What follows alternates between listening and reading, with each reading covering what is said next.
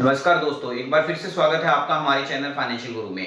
आज बात करेंगे टर्म प्लान के ऊपर, टर्म इंश्योरेंस के ऊपर। जी हाँ दोस्तों, अगर पिछले कुछ सालों में इसकी डिमांड बहुत ही ज्यादा मेट्रो सिटीज में बढ़ी है, लोगों में अवेयरनेस आई है। कोई भी इंश्योरेंस कंपनी अगर 5 पॉलिसी सेल करती है तो उसमें से 4 टर्म इंश्योरेंस होती हैं। हालांकि रिमोट एरियाज में इसकी अवेयरनेस अभी भी कम है, बट आज हम टर्म प्लान के ऊपर बात करेंगे कि ये टर्म प्लान लेना क्यों जरूरी है और कैसे काम करता है। अगर मैं एक वन लाइन में बात करूं तो term plan is the purest form of life insurance. अगर हम किसी को इंश्योरेंस मेजरली बोलते हैं तो दैट इज टर्म प्लान। बहुत सारी policies, life insurance policies market में अवेलेबल हैं, बट टर्म प्लान बाकियों से कैसे डिफरेंट है उसको हम इस वीडियो के थ्रू समझेंगे। तो दोस्तों, आज की डेट में मान लीजिए मैं अर्निंग हैंड हूं, मैं मेन मेंबर हूं फैमिली का। जब तक मैं अर्न कर रहा हूं, जो भी मेरी इनकम है उससे मेरी फैमिली सर्वाइव कर रही है। But in case of any mis happening to me, यानी मान लीजिए किसी भी केस में किसी भी रीजन से, नेचुरल या एक्सीडेंटल या कोई भी रीजन से मेरी डेथ हो जाती है, तो पीछे मेरी फैमिली की टेक केयर करने वाला कौन है?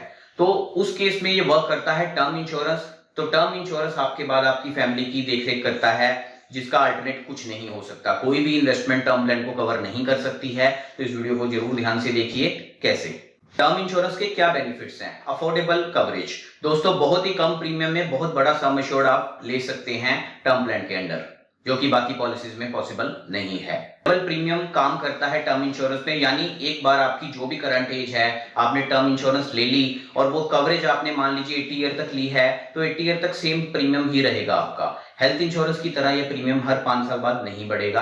अभी एग्जांपल के थ्रू समझते हैं। मान लीजिए आप 30 साल के हैं और रफली एक XYZ कंपनी का प्रीमियम जो है 15,000 रुपया बनता है, जो कि 80 साल तक अगर आपने कवर लिया है तो सेम ही रहेगा। यानी आप 50 के होंगे या 60 के होंगे तब भी आप सेम 15,000 रुपया ही पे कर रहे होंगे। पर अगर आज आप 30 साल के ना होके 31 के हैं, वो प्रीमियम बढ़ के 15,000 से 16,000 हो जाता है। एंट्री के टाइम पे, स्टार्ट पॉइंट से बात कर रहे हैं। तो अगर आपने 31 में लिया और आपका प्रीमियम 16,000 है, तो जब तक आपने कवरेज ली है, मान लीजिए 80 तक सेम केस, तो आपका प्रीमियम जो है 16,000 रुपया ही रहेगा। तो लेवल प्रीमियम इसमें वर्क करता है। कोई भी इसमें रिटर्न नहीं है दोस्तों। जो भी आप प्रीमियम पे करते हैं, या तो इन केस ऑफ डेथ आपको, आपकी फैमिली को क्लेम मिलता है नॉमिनी को, या आपका प्रीमियम रिफंड नहीं होता है। तो इसमें कोई भी फॉल्स कमिटमेंट या मिस सेलिंग के चांसेस नहीं है कि आपको 5% रिटर्न मिलेगा या 7% मिलेगा। तो इसमें कोई भी फॉल्स मिस सेलिंग के चांसेस नहीं है।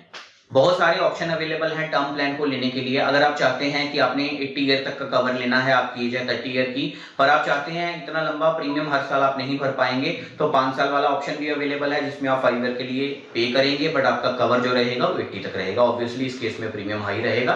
10 ईयर तक आप पे करते हैं, 80 तक कवर रखना चाहते हैं, या फिर रेगुलर आप ईयर ऑन ईयर पे करके 80 तक कवर रखना चाहते हैं, तो ऑल काइंड ऑफ ऑप्शन जो है इस टर्म प्लान में मार्केट में अवेलेबल है विद डिफरेंट कंपनीज। 80C का बेनिफिट मिलता है दोस्तों। जो भी प्रीमियम आप टर्म इंश्योरेंस पे करते हैं, उसके लिए आप 80C के अंदर उसका टैक्स डिडक्शन क्लेम कर सकते हैं।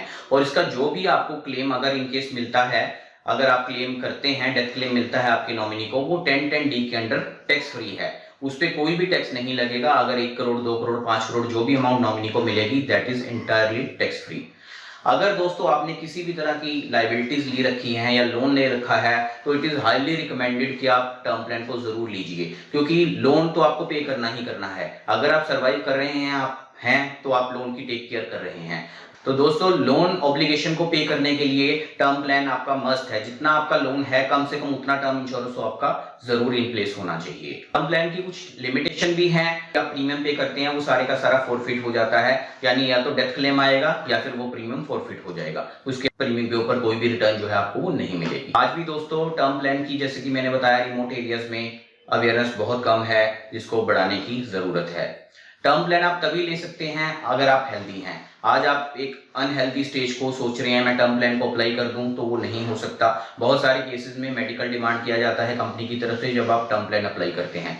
तो अगर उस मेडिकल कंडीशन में कोई भी आपकी मेडिकल हिस्ट्री निकल आती है, या उसमें आपका कोई भी डायबिटिक या हाई बीपी एक लेवल से ऊपर चला जाता है, तो मे बी चांसेस हैं कि आपको ये टर्म इंश्योरेंस मना कर दिया जाए। पूरे का पूरा प्रीमियम आपका तो जरूर वापस आ जाएगा, बट कंपनी डिसाइड करेगी कि आपको वो टर्म इंश्योरेंस देना है कि नहीं। तो हर केस में आपको एक हेल्दी लाइफ को ही टर्म इंश्योरेंस में कवर किया जा सकता है। दोस्तों, टर्म प्लान लेने के लिए आपकी एज, आपकी हेल्थ आपकी मेडिकल हिस्ट्री, आपका जॉब प्रोफाइल किस तरह के आप प्रोफाइल में हैं और आपकी फाइनेंशियल कंडीशन कैसी है, ये सारी चीजें मैटर करती हैं। आज आपने टर्म प्लान लेने की डिसाइड की और आपने सोचा 5 करोड़ का आपको टर्म प्लान मिल जाए, तो ऐसा नहीं है, बिल्कुल भी नहीं है दोस्तों। आपकी फाइनेंशियल कंडीशन कैसी है उसके बेसिस पे ही आपको टर्म प्लान दिया जाएगा। ऐसा क्यों है, इसको समझते हैं। हर इंडिविजुअल की एक ह्यूमन लाइफ वैल्यू होती है। आज मान लीजिए मेरी एक वैल्यू है, मान लीजिए 2 करोड़ रुपया, तो अगर मैं 5 करोड़ का टर्म इंश्योरेंस अप्लाई करूंगा तो वो मेरे को नहीं दिया जाएगा। तो कंपनी इसको कैसे असेस करती है, आइए इसको थोड़ा समझते हैं। Almost same in every company same parameter ही रहता है, तो एक कंपनी के पैरामीटर को समझते हैं।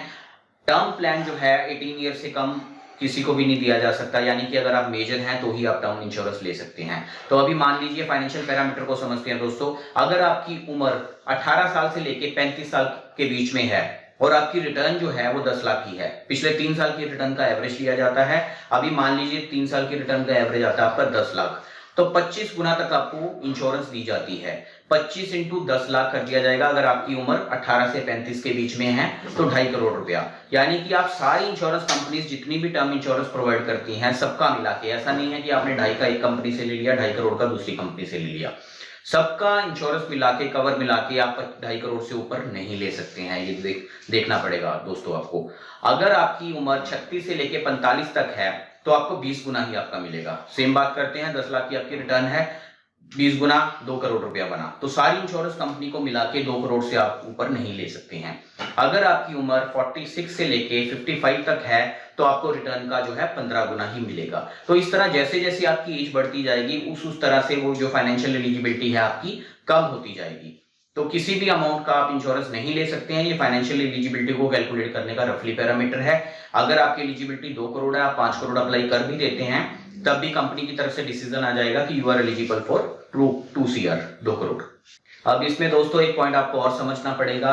आपकी जो रिटर्न है उसमें सिर्फ सैलरी इनकम, बिजनेस इनकम या प्रोफेशन इनकम ही ली जाएगी इस चीज को कैलकुलेट करने के लिए, यानी कि इंटरेस्ट और रेंटल इनकम इसमें नहीं ली जाती है। मैं आपको रफली सिनेरियो की बात करता हूं। कोई भी इंडिविजुअल जिसकी इनकम नहीं है ऑन पेपर, यानी कि वो रिटर्न फाइल नहीं करता, तो उसको टर्म इंश्योरेंस नहीं दिया जाएगा। इसके पीछे क्या रीजन है वो मैं आपको बताऊंगा। दूसरा सिनेरियो लेते हैं। अगर किसी की 10 लाख की ITR है बट उसमें से सारी की सारी इनकम रेंटल है या तो इंटरेस्ट इनकम है, उसे भी हम टर्म इंश्योरेंस नहीं देंगे। सिंपल रीजन ये है दोस्तों, टर्म इंश्योरेंस काम करता है कि अगर आप नहीं रहते हैं तो आपकी फैमिली की टेक केयर कौन करेगा।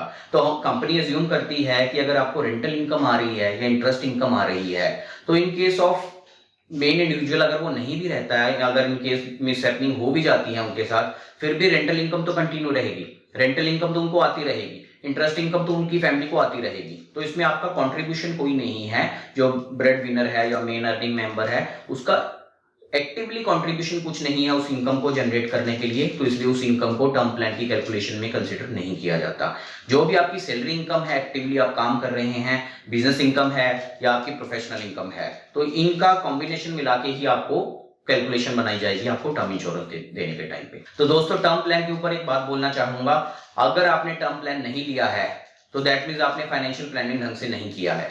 अब टर्म प्लान कौन सी कंपनी का लें और कैसे लें दोस्तों। क्लेम सेटलमेंट रेशियो होती है, क्लेम सेटलमेंट रेशियो जिसकी सबसे हाई है 98 एंड अबव है। जिन मेजर कंपनीज की, बड़े बड़े ब्रांड जो प्राइवेट कंपनीज के मार्केट में हैं, आप उनको जरूर कंसीडर करें। कोई भी क्लेम सेटलमेंट रेशियो जिसकी 97 या बिलो है तो आप अवॉइड करें उस कंपनी का टर्म प्लान लेने के लिए। गूगल पे सर्च करते रहें।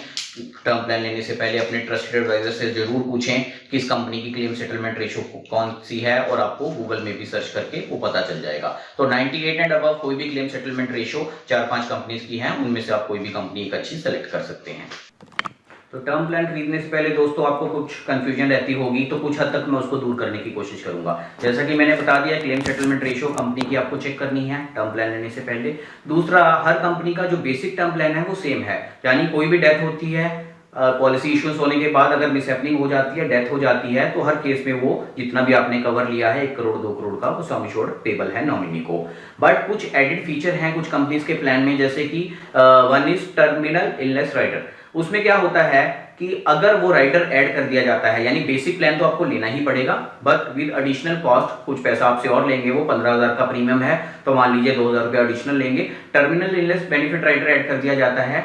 वो क्या है कि अगर आपको स्पेसिफिकली बहुत ज्यादा क्रिटिकल डिजीज कोई हो जाती है तो डेथ से पहले भी वो पैसा मिल जाता है। पर अगर 2 MBBS डॉक्टर लिख के दे देते हैं कि person is not going to survive beyond 6 month, 6 महीने से ज्यादा आप सर्वाइव नहीं करने वाले हैं, डॉक्टर लिख के दे देते हैं, तो उस केस में डेथ से पहले भी आपको पैसा मिल जाता है। सेकंड राइडर एड ऑन इसमें किया जा सकता है, जो कि कुछ कंपनीज ऑफर करती हैं, एक्सीडेंटल डिसेबिलिटी बेनिफिट राइडर। क्या है कि एक्सीडेंटल मेजर एक्सीडेंट हो जाता है और या डिसेबिलिटी हो जाती है मेजरली, सिविल हॉस्पिटल डिक्लेयर करता है कि आप मेजरली डिसेबल हो गए हैं, आप सर्वाइव तो कर रहे हैं, बट उस केस में क्या होगा कि आपका जितना भी प्रीमियम टर्म इंश्योरेंस का है वो प्रीमियम आपको नहीं देना है, आपकी पॉलिसी चलती रहेगी, वो प्रीमियम जो है आपका ईयर ऑन ईयर कंपनी भरेगी। तो आशा करता हूं दोस्तों मेरा ये वीडियो आपको पसंद आया होगा। कुछ और वीडियोस आपके लिए रेगुलर लेकर आता रहूंगा। मेरे चैनल को लाइक एंड सब्सक्राइब करना ना भूलें। धन्यवाद।